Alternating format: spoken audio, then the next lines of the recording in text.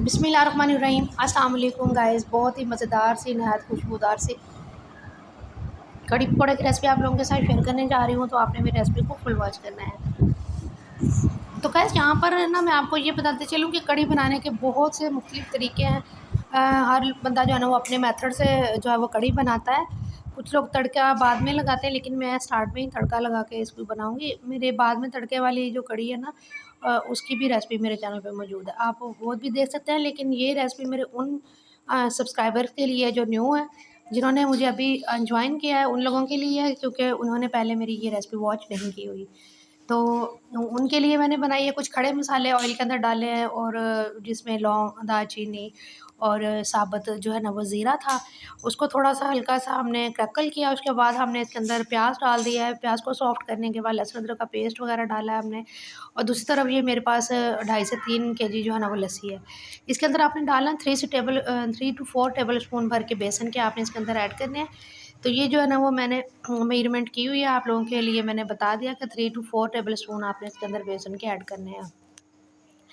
डालने के बाद इस मिक्सचर को आपने बहुत अच्छे तरीके से जो है ना वो मिक्स कर लेना है। उधर हमारा प्याज सॉफ्ट हो चुका है, अच्छे तरीके से इसको हमने ब्राउन कर लिया है। और साथ में इसके अंदर टमाटर ऐड करेंगे। टमाटर ऐड करने के बाद कुछ स्पाइसेस इसके अंदर और डालेंगे, जैसे 1 टेबल स्पून मैंने डाला है इसके अंदर नमक, हल्दी पाउडर, और साथ में लाल मिर्च का पाउडर भी आपने इसके अंदर डाल देना है। कुटी हुई लाल मिर्च जो है ना उसका पाउडर भी आप यहाँ पे यूज़ कर सकते हैं, अदरवाइज़ आप लोग ये पिसी हुई लाल मिर्च यूज़ करते हैं। मेरा ये मानना है कि कड़ी के अंदर जो है ना मैं सब्ज़ मिर्चों का कम यूज़ करती हूँ, पकौड़ों वगैरह में कर लेती हूँ, क्योंकि फिर उससे जो है ना रेड मिर्चों से कलर बहुत अच्छा आता है कड़ी का।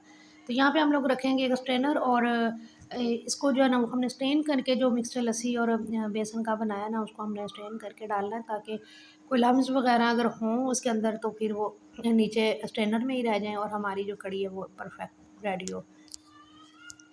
तो इसको मिक्स करेंगे और इसको हमने छोड़ देना है पकने के लिए। 1 से 1.5 घंटा हम इसको लाइट सी फ्लेम पे रख देंगे पकने के लिए, हल्की-हल्की सी आँच पर ये पकती रहेगी। तो ये देखें गाइज़, इसको बॉयल आना स्टार्ट हो गया है। उतनी देर में जो लोग मेरे चैनल पर न्यू हैं, जिन्होंने अभी तक मेरे चैनल को सब्सक्राइब नहीं किया, जल्दी से सब्सक्राइब कर लीजिए और मेरी वीडियो को लाइक और शेयर कर दीजिए आगे अपने फ्रेंड्स और फैमिली मेम्बर्स के साथ। तो यहाँ पे पकौड़ों की तैयारी कर लेते हैं, जिसमें कुछ वेजिटेबल्स मैंने कट की हैं, प्याज, आलू वगैरह और सब्ज़ मिर्चों का पेस्ट है।